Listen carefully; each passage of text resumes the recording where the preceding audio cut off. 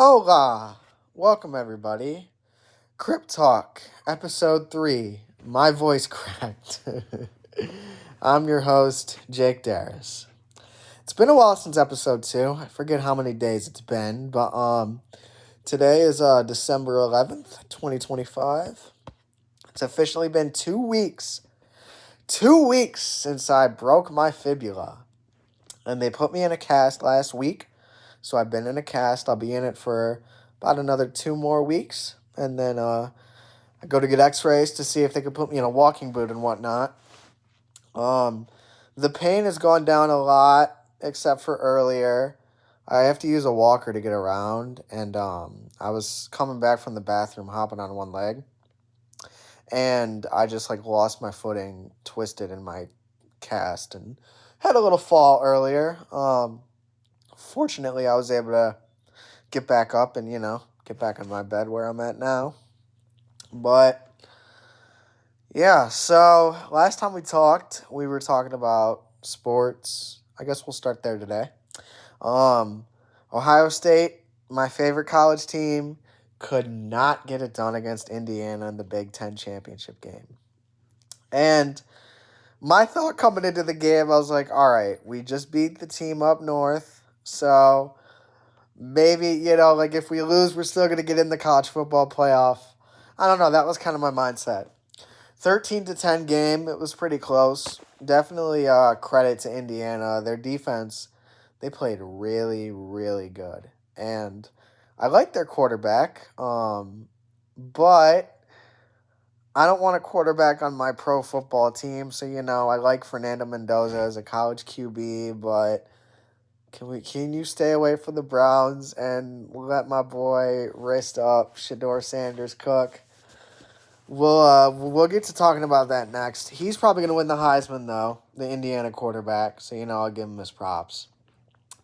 And I think, who do we play in the playoffs? I gotta look. Who does Ohio State play in the college football playoff? I should have known this before I pulled up. Ohio State also lost that game because Ryan Day wanted to go for it on 4th and 1 when you were inside the 5-yard line and you were down by 3. I just kept saying, take the points. I don't like football being in analytics. Football is a game about numbers, yes. But the only number that matters is what's on the scoreboard. So if you're down 13-10 in the fourth quarter and you're at the 5-yard line, just take the points. So we didn't get that on 4th down. So I was like, great. We're probably cooked. Why does it say TBD? We know who we're playing. At least I think we do. Unless we get a bye. We might get a bye in the first round, and maybe that's why I'm not seeing it. College football playoff schedule.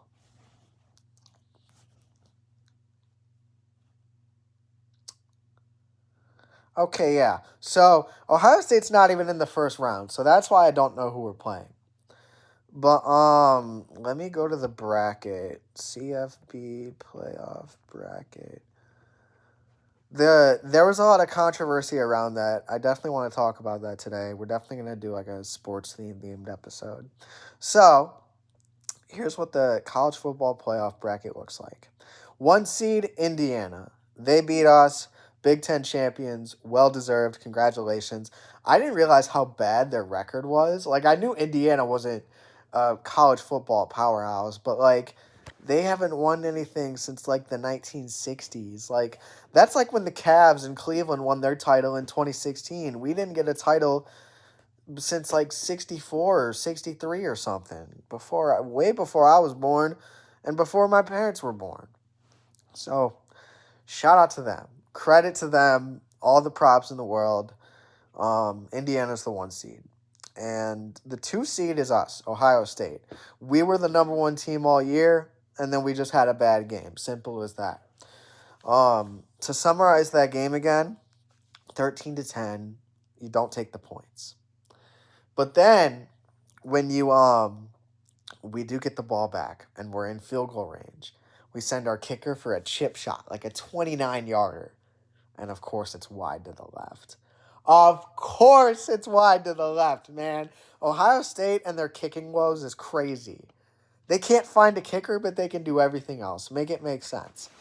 Um, so that's what happened in the Big Ten title. So Ohio State is the 2 seed. 3 and 4, we got Georgia, who beat Alabama in the SEC title game convincingly. Texas Tech, I have no idea where they came from, but apparently they're the 4 seed because they won the Big 12.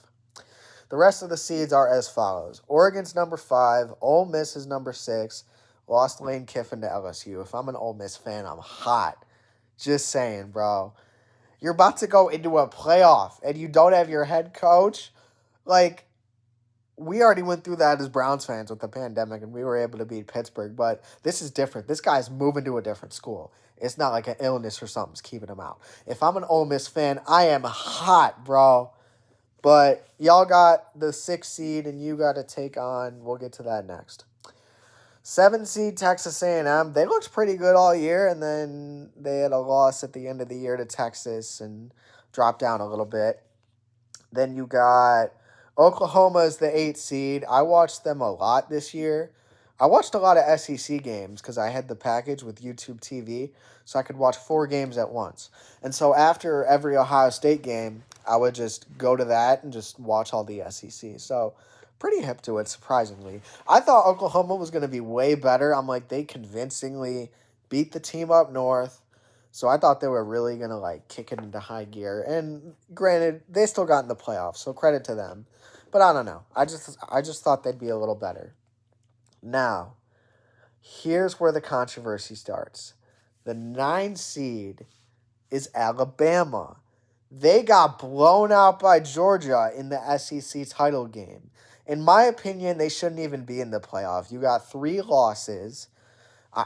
And me personally, I think if you have 3 losses, you shouldn't get in.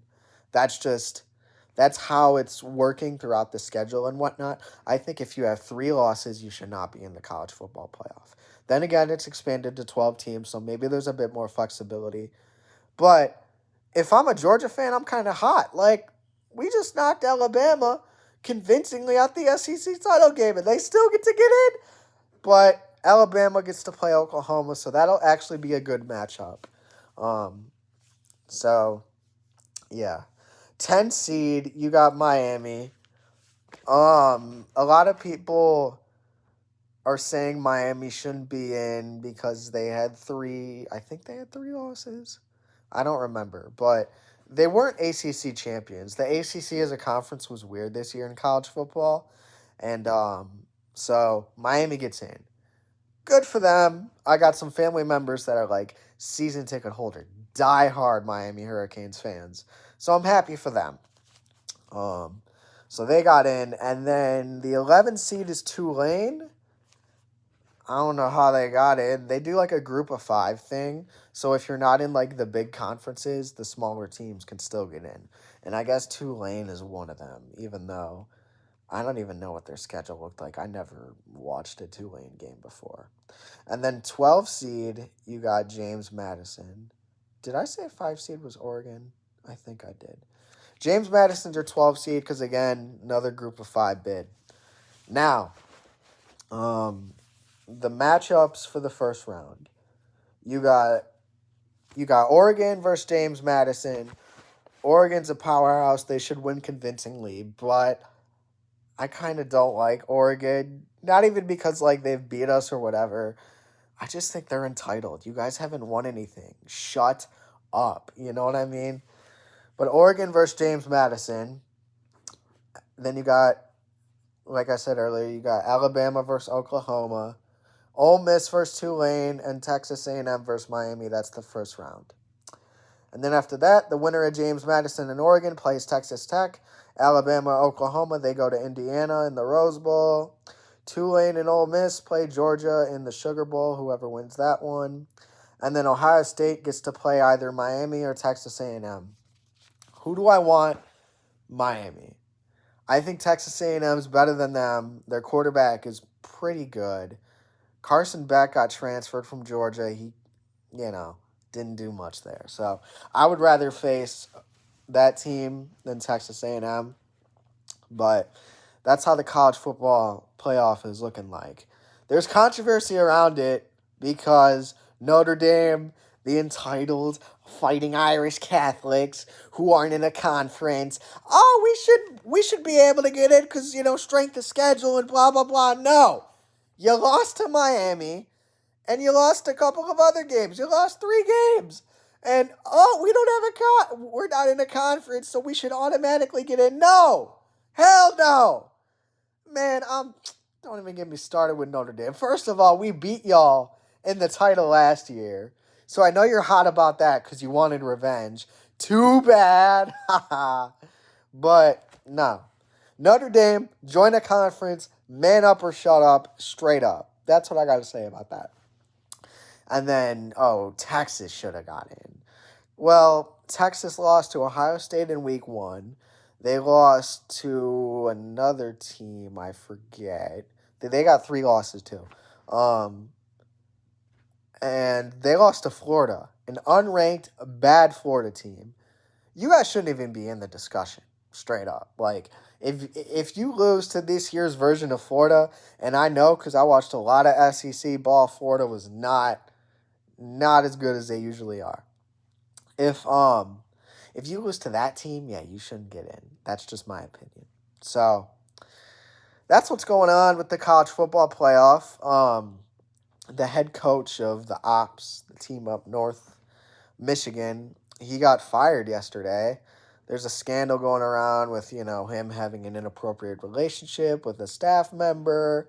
And then he had like a mental health episode after that. Obviously, I don't want to talk too much about the episode. Prayers up to, to him. Hopefully he's able to, get back on the right track and whatnot. And prayers to his family, of course, because no family deserves to go through an affair, a cheating scandal, and then a subsequent mental health episode after that. So, as laughing and as happy I am that their coach got fired, it's just in an unfortunate situation for everyone involved, but mostly for his family, because that's just, you had the world at your fingertips. I know you guys didn't beat Ohio State this year, but your team was pretty young, and their quarterback, Underwood, I think he's better than what he looked this year, the play calling and whatnot. If they could have just improved that, and if he would have just kept going, it's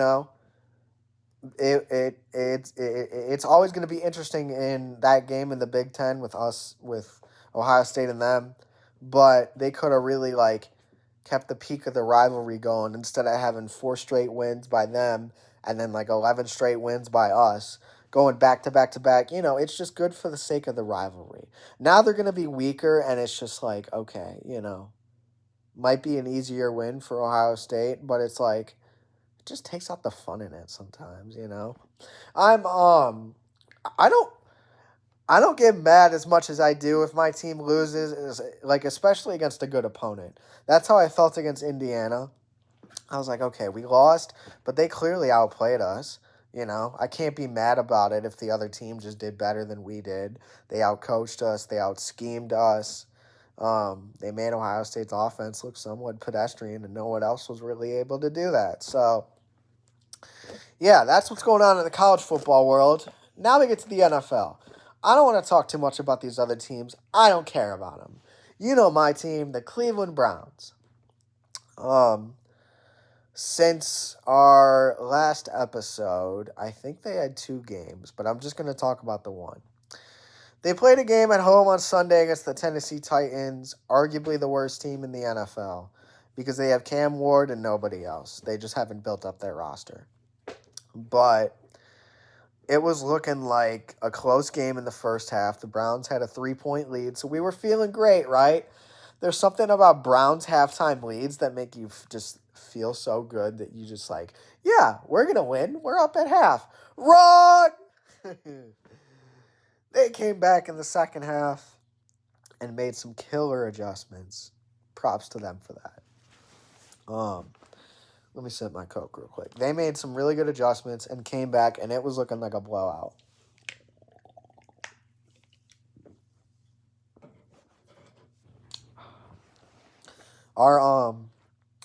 The Browns defense just got exposed. Tony Pollard in that run game, they were just going right in the trenches and getting past the second level and getting long runs, getting touchdowns, stuff like that. So it's not like Cam Ward was outplaying us, but like their run game, it helped to open up the rest of the offense. But we were down like 31-17 or something with like 9 minutes left in the fourth. So I'm like, great, this game's over. I'm going to check out. And Shedeur Sanders and the rest of the rookies said, no, we are going to crawl and fight back to win this game. And Shedeur goes on 2 touchdown drives, right? So you think, okay, 31-17, that's 14 points, I think. Right? Yeah, 14 points. Touchdowns are 6 points. Extra points are 1 point. 2-point conversions are 2 points. But if you only need 14 points, you just need a touchdown and an extra point, right? Right, Kevin Stefanski. That might be a fireable offense, dog. Why do you go for 2 when you don't need to the first time and then you don't get it? I think the first time you went for 2, I think it might have been, I forget what the play call was, but you don't get the first one, so you're like, great, now you got to get a touchdown and go for 2 again. Shedeur Sanders leads you on 2 touchdown drives, and what do you do on the second 2-point conversion? You take him out of the game. You do some wildcat formation, and you try to get a reverse, throwing it back on the other side. It was just a disaster. I feel bad for Quinshon Judkins. He should have never even been in that position to begin with. Not to say Quinshon's not a good player, and he's had success in that before, so I can see why they did it. But no, like, put the ball in the hands of your best player. Shedeur was the best player on our offense on Sunday. You should have just kept the ball in his hands, or just, ran a traditional running play with a heavy set formation and Judkins finding a way to get 2 yards after contact. Everybody in Browns Nation, including myself, was kind of up in arms. We're mad about it, whatever. But Shedeur played the best game of a Browns quarterback we've seen all season. He threw for over 350 yards. He had 3 touchdowns passing, and then he ran another score in. So 4 touchdowns total. He had a bad pick at the start of the second half, a really bad pick. A really bad pick. You should not have thrown that ball. But the best part about good quarterbacks is that they don't have a rewind button. They're not able to go back. You just got to just put the play behind you and play the next play, right? That's what every coach says. Play the next play. If you make a mistake, don't think about it too much. Just keep going forward, and you'll find a way out. And that's what Shedeur and the rest of the team did. They kept moving forward, and then the coaching staff let them down, straight up. I don't know who decided to go for 2, whether it was Tommy Reese, our new coordinator, or Kevin. I'm honestly leaning towards Kevin just because, I don't know. That's a Kevin Stefanski thing to do, in my opinion. But you lose 31-29, and now we got to go to Chicago and play the Bears, and it's going to be negative wind chill. Good luck. Hopefully, I don't know, we win that game. I don't got a good feeling about it personally, but it is what it is. So, in other sports news, the Cavs are in a bit of a slump still, trying to figure it out. MLB free agency is happening, but nothing on the Guardians front, or really nothing of any magnitude. The Dodgers keep doing Dodger things and signing superstars to big contracts and whatever. I hope the MLB makes a salary floor and a salary cap, because some of these rich owners are just taking the whole league talent away from the rest of the teams, and it's just not fun anymore. And yeah, so I'm glad we got to have this sports talk today. I'll finish just letting everybody know about my my recovery and whatnot. I'm still in a cast for another couple weeks. It's a good thing we got college football bowl season and the playoff coming up. That'll keep me entertained. Um, I can't wait to get back into my studio, make my music and whatnot. I've been playing a ton of Grand Theft Auto. I found out that you can play Xbox games on an iPad, so that's what's been keeping me entertained. Um, and I may have a script. Let me see. I think I wrote a script last week. Normally I like to do these scripts just to, I don't know, help me, I guess. So, okay. So here we go. I wrote this one on Sunday. This was after the Browns loss, actually, so this is perfect. It's been a few days. Reality is starting to settle in. I'm in a cast instead of a boot. My body went through serious trauma again, and as bad as it is, it's somewhat refreshing to not have the trauma come from my head with no clear-cut explanation. When you battle a lot of mental adversity, it's a lack of clarity. It's like brainstorming on a paper, a bunch of floating ideas searching for the permanent solution. But when physical trauma happens, there's a direct cause and a direct effect.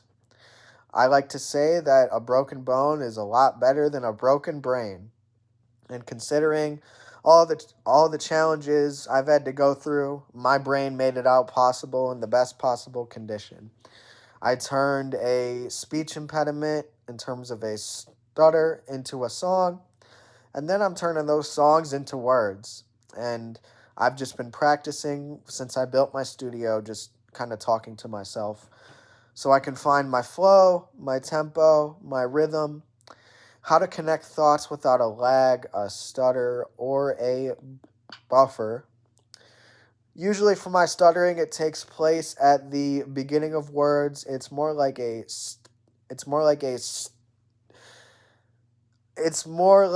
stammer now. See what I did there? That wasn't intentional, by the way. The first syllable can be very difficult with some words, so it leads to either using replacement words or just fighting through the pause. I don't intend to say in terms of in a lot of my free flowing thoughts, it's just a natural reaction. It's like a tick. I could just use my current condition to vent about broken bones, the pain behind the physical pain, and how your life can stop in seconds, but I have a lot of things that are broken, and I'm using Crypt Talk to heal all the wounds.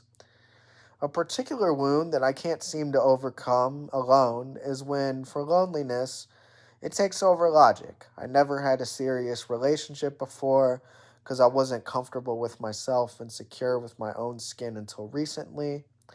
I didn't want someone to bear the responsibility of trying to love someone so broken and hurting. They say for misery, it loves company. So for a long time in my life, if there was ever a companion in my madness, I would have taken us both down. And while I can always get back up on my feet because I've survived so many life-altering situations, I don't want to bear the guilt of bringing someone else down in my own grave. So how do I struggle with it now, even with more personal security? I haven't really taken it serious. Even now, I kind of still don't. I wish that money could just buy the love I want, but it doesn't, and it never will. And it hurts me to hold myself accountable to something that I shouldn't put myself through. Because even though there's a million examples of loving couples in my life, I'm still blinded by past experiences, genetics, things like that. How did my previous handle commitment? And it still has this black cloud of an influence. Because if someone's going to love me, there's so much baggage that you'll need multiple carry-ons. Call UPS to load a 747 freighter with all my stuff. Bipolar disorder and its unpredictability, 2 major pendulum swings, mania, and depression. Then there's my cerebral palsy. I walk like a drunk, and I talk like one too. My nerves don't fire on all cylinders, and I carry a lot of physical pain every day, especially right now. Sometimes I just feel like I don't deserve it because who's going to have the heart to not just love me for me, but love me for eternity? A perfect union ending in generational wealth. And you don't have to be rich to be wealthy. I'm just talking wealth in life. Family, friends, community, hobbies, travels, vacation, genuine experiences that we share together. I have very high standards, but it's because I've survived the lowest of the lows. And I want my highs in life to be the absolute highest for me and my loved ones. And for anyone that's helped me in my journey throughout life, when we all get to celebrate together, hopefully at my wedding, it's going to be the most amazing experience. And the high will carry and motivate you for decades. There's only one woman who is deserving of all this. I don't know your name, origins, hair and eye color, complexion, intentions, character, heart and soul, hobbies, loved ones, favorite TV shows, best restaurants. I don't know anything about her. And that scares me. I come from a family of strong-headed, independent, successful women who won't back down for anything. And I just hope that as long as she loves me, that they will love her. Unconditionally, no matter what, because that's what matters. Man, Crip Talk. Sports and love, that's going to be the episode today. Football and love. And to my future wife, if you're out there watching, my studio is off limits. I will give you the rest of my house, the entire rest of my house. You could decorate it and do whatever you want. Just please, let me keep what's going and keeping me optimistic. Whoever you are, I appreciate, and eventually I will love you. But right now, I love me. I love me. I love my cerebral palsy. I love my broken fibula. I love having a cast on my leg. I love being bedridden. I love having an iPad and playing GTA. I love my Airbnb, this great accommodation, The owner asked me to give a perfect review, and I'm giving 5 stars, 100%. And I know today was a longer episode. And honestly, with that script, I wasn't prepared to talk about women and love or whatever. But when you're heartbroken after football losses, sometimes you can be heartbroken about relationships, or in my case, the lack thereof. Got about a few more minutes. This one's gonna go for 30 minutes. Actually, we're at 27:40. So, what else do I want to talk about? You know what? I'll talk about Grand Theft Auto, man. I've been playing so much Grand Theft Auto. I love the game. I played it when it came out in 2013, when it first came out, or it was 2012. It was one of the 2 years. But I had it on day one, and I still play Grand Theft Auto 5 to this day. And they just put out Mansions, and I've been grinding with my cousin. We've been playing so much of it together. We just bought Mansions, and, we're enjoying it, whatever. That's what's been keeping me going. That's why I haven't really been recording as much Crip Talk, because, GTA, sometimes it likes to take over. I try to play Call of Duty with my group chat, but the lag on my iPad, it's unplayable. And yesterday when I tried to go into Black Ops, I couldn't even get in. The servers weren't even letting me find multiplayer matches, so whatever. But yeah, just been playing a lot of GTA. Oh God, what time is it? Oh shit. Oh shit. Oh shit. I forgot to do something. Hold on. Oh God. Oh no. Oh no, I just did a typo. Okay. All right.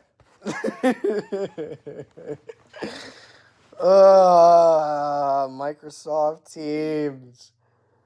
You forget to remind your coworkers that you're back on a lunch break, and then you realize you're 15 minutes late because, you've been recording Crip Talk instead of, putting in the work that you have to.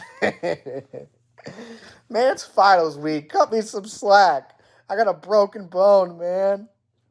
But this has been another episode of Crip Talk, episode 3, Football and Love. That's what it's going to be called.